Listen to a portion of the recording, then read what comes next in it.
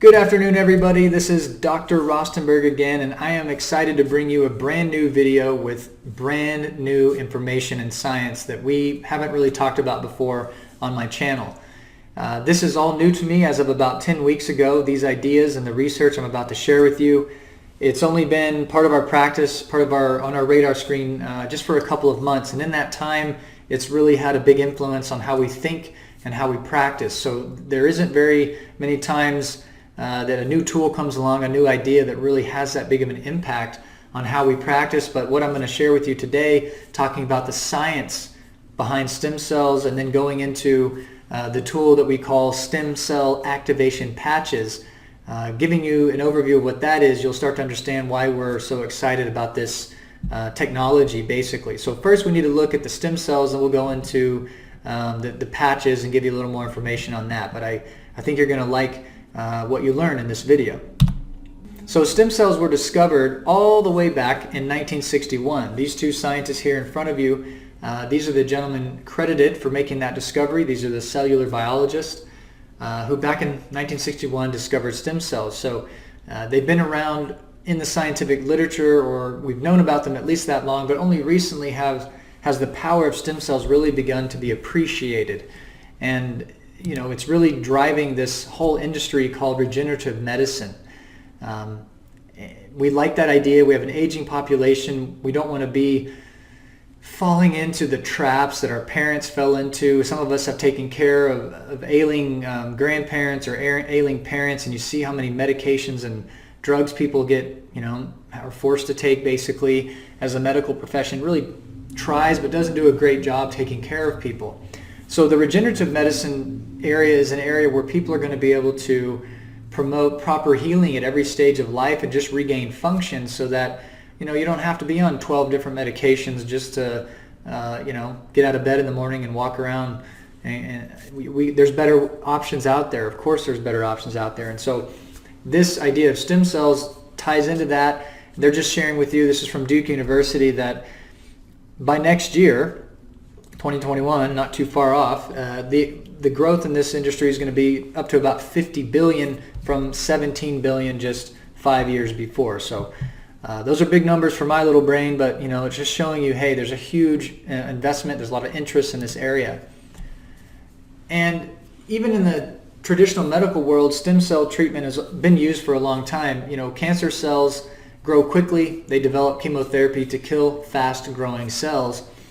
But we also have fast-growing cells. So, our hair cells, cells along the lining of our gut, and obviously our white blood cells and red blood cells are very susceptible to chemotherapy. So the medical profession developed a technique where they take your blood, they spin it, they remove the stem cells, they set them aside, someone goes through a chemo treatment, and then the stem cells from that person's body are reintroduced shortly thereafter to help offset the negative effects of chemo. So we don't want to see ourselves or anyone we love have to go through chemo, but hey, if you're able to use stem cells more effectively, there's some good science there. So that is, again, kind of the standard oncological cancer treatment way of using stem cells, but there's way more to the stem cell than this study and this information portrays. There's obviously some moral problems getting stem cells. I'm not a huge believer in science playing around with, playing God with life and trying to clone people and, put uteruses take a uterus out of a female and then surgically introduce it into a male and try to have a baby. That's just not my cup of tea, not something that gets me excited about science. So there are definitely some moral issues out there. And I think many of us would agree that how some stem cells are harvested, from aborted fetuses, that's just kind of an unacceptable way to get your hands on cells as well. So I'm not trying to get into that argument with you, just to say, thinking people with the conscience are going, stem cells, they seem amazing. There's great research, as you'll see here in the next few slides, but some of the time that stem cells are harvested, it's kind of gruesome, and I don't really want to be a part of that. And I would agree, professionally and personally, I would agree with that. So we want to be able to use stem cells, but we don't want to have to, get it out of the cord blood of a woman who just delivered, although, maybe those are ethically harvested, is still very expensive, very time consuming, that kind of thing.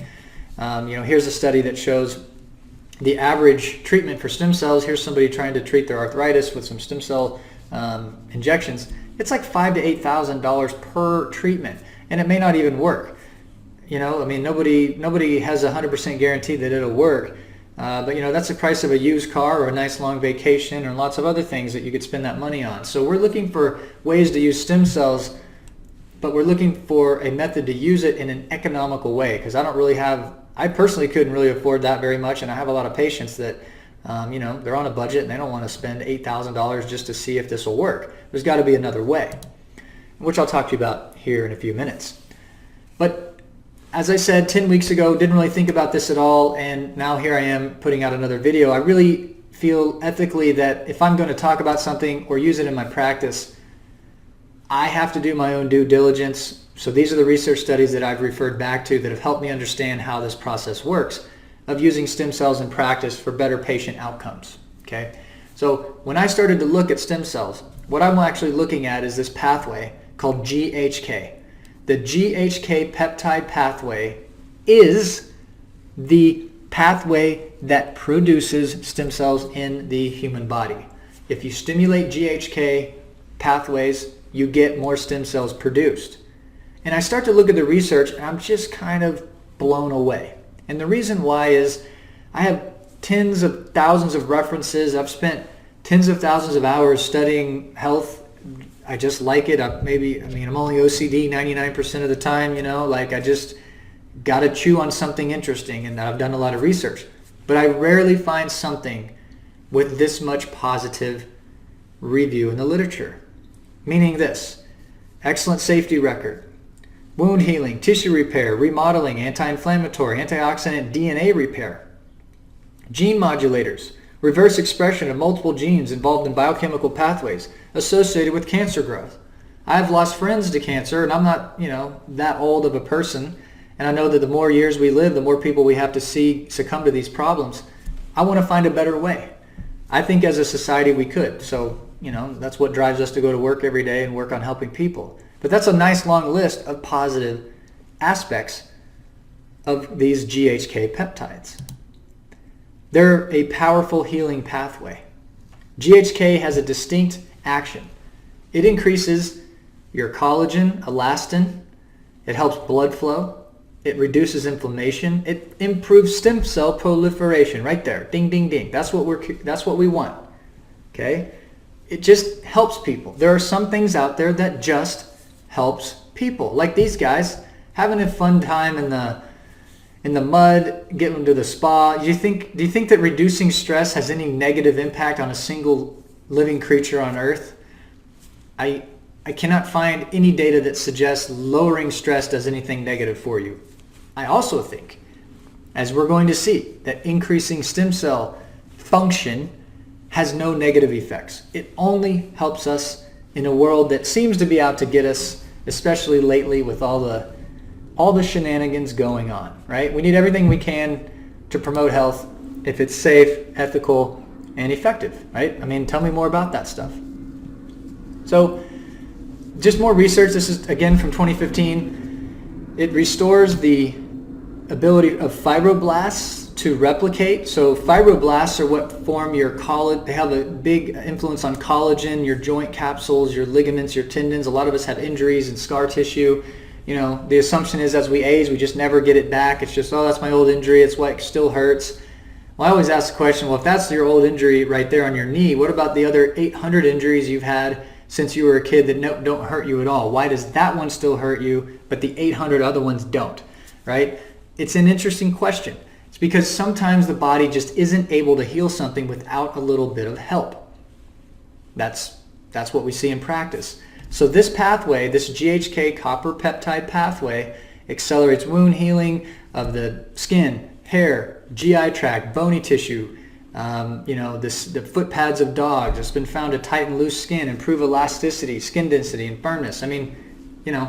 Those are cosmetic issues, but they also reflect health, right? Youthful skin, healthy skin looks good to your eye, and it also reflects an inner health on the inside. And people spend a lot of time money and effort to try to improve their complexion. There's nothing wrong with that.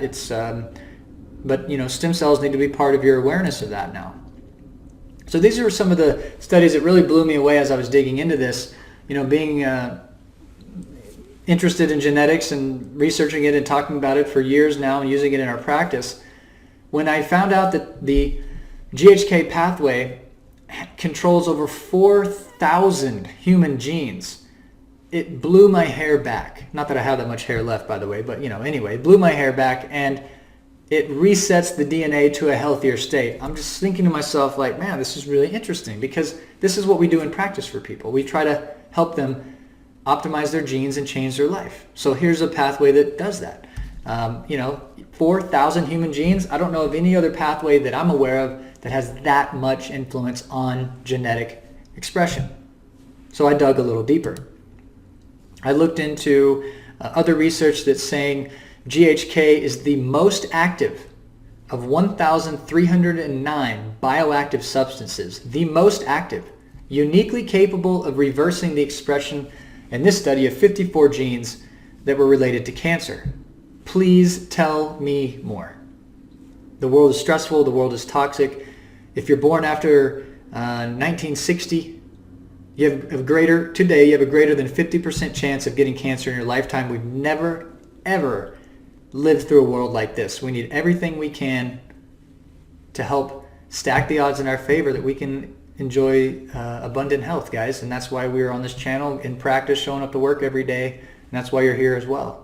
So I'm just sharing with you, the GHK pathway is legitimately a powerful pathway.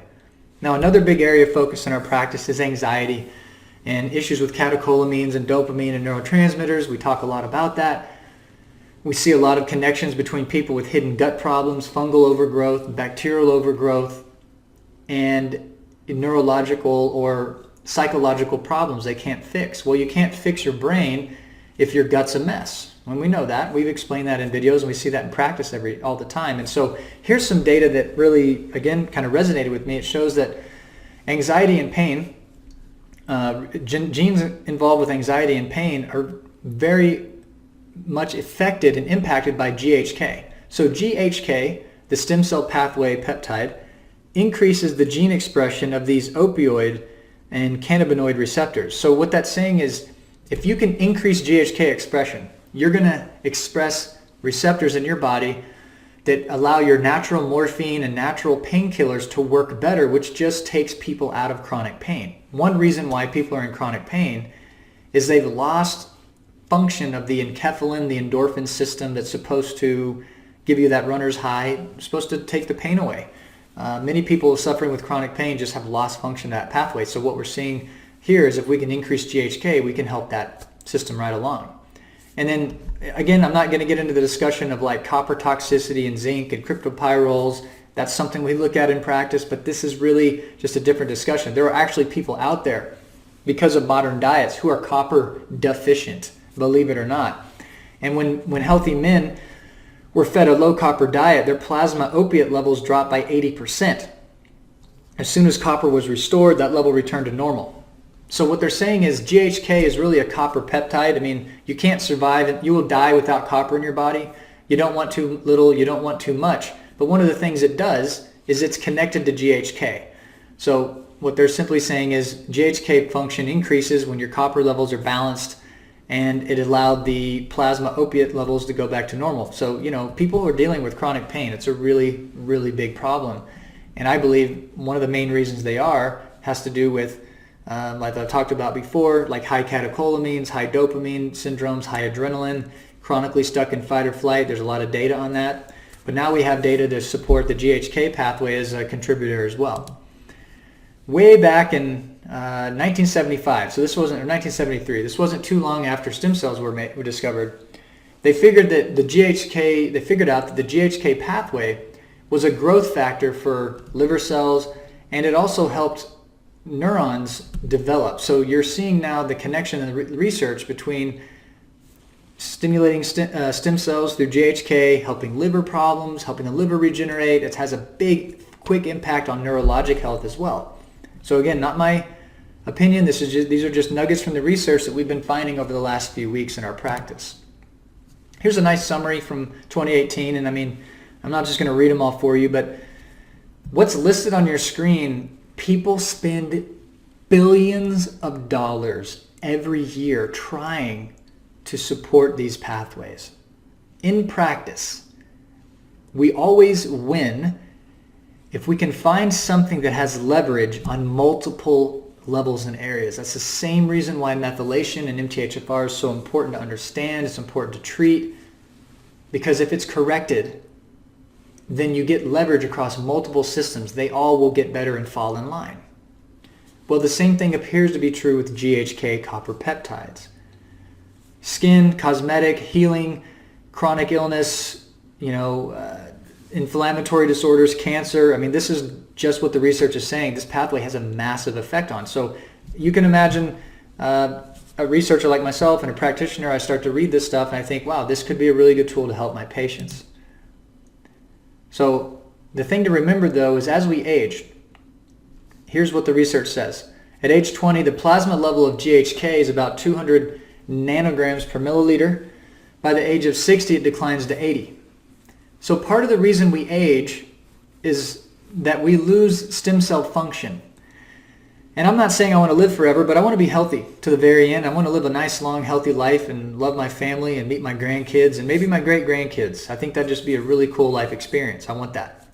But I know in order to get there in today's toxic world, I have to really be proactive, right? We have to think about how we're going to get there. So this has got my attention. I know my patients are dealing with chronic issues of all kinds, and they've tried a lot of different things without good results. And if something like this pops up, I'm going to pay attention. And so now I'm going to share with you a little bit about the tool we have in the practice that helps you get access to this kind of pathway support in your body. How could you, listening out there in YouTube land, support your own GHK pathway? So obviously at 200 nanograms per milliliter when we're 20, down to 80 at age 60, we want to do something to raise.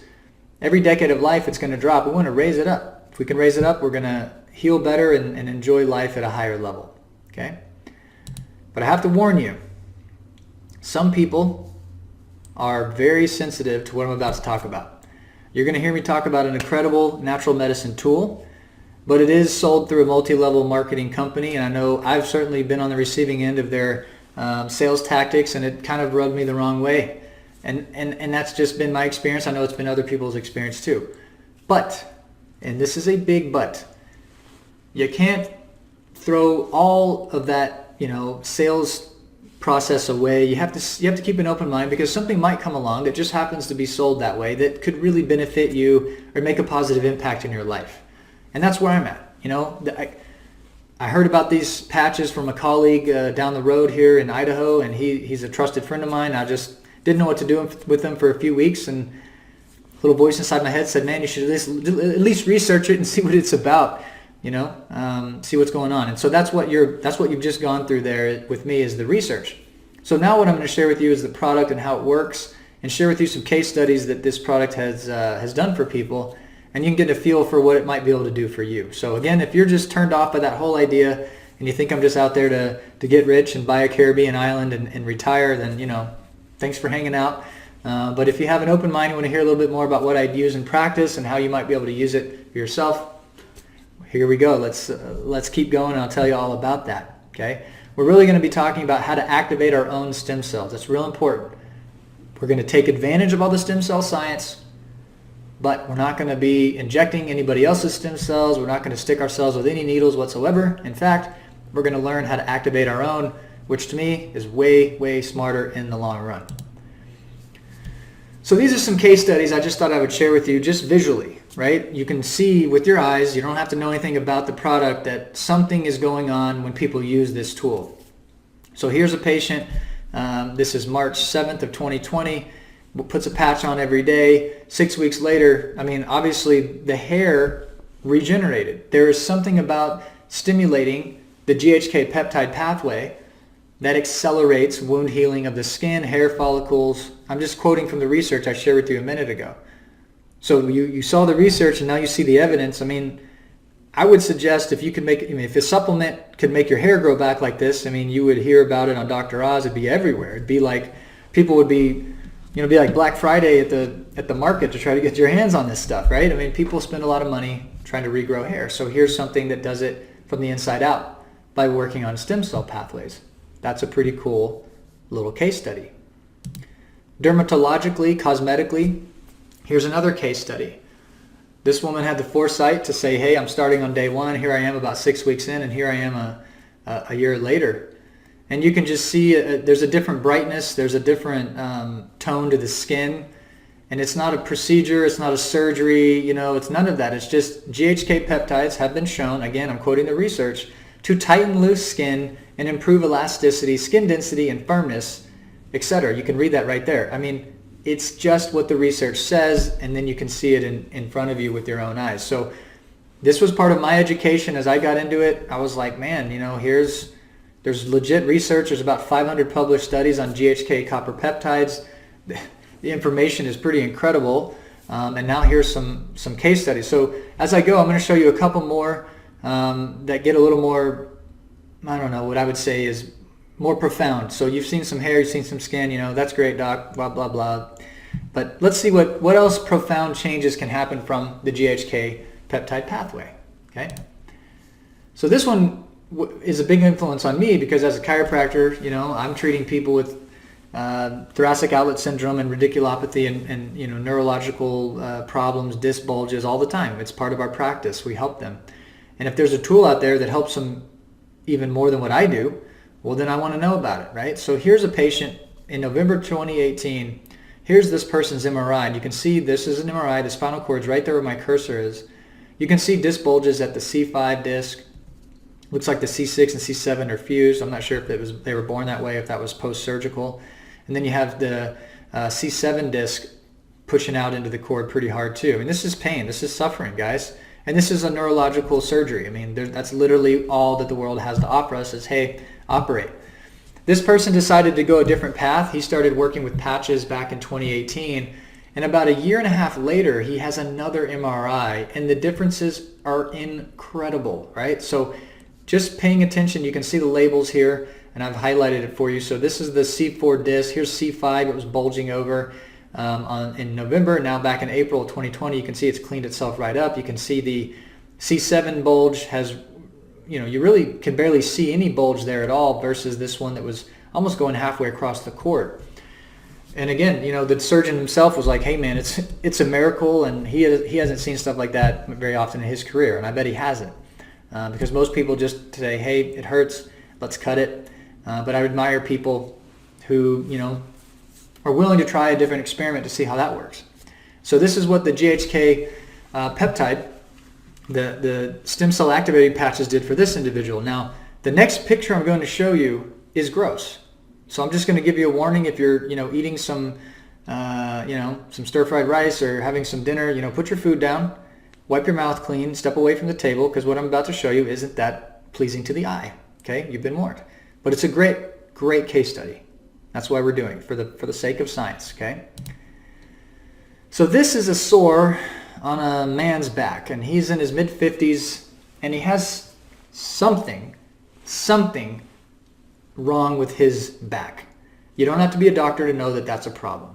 It's an open wound, it's a sore on his back for years. No amount of antibiotics, corticosteroids, or any kind of medical treatment. They can't find anything wrong in his tests. The body can't heal it, but there's nothing they can figure out that's wrong. That's a sufferfest. Okay, imagine carrying that around on you all the time.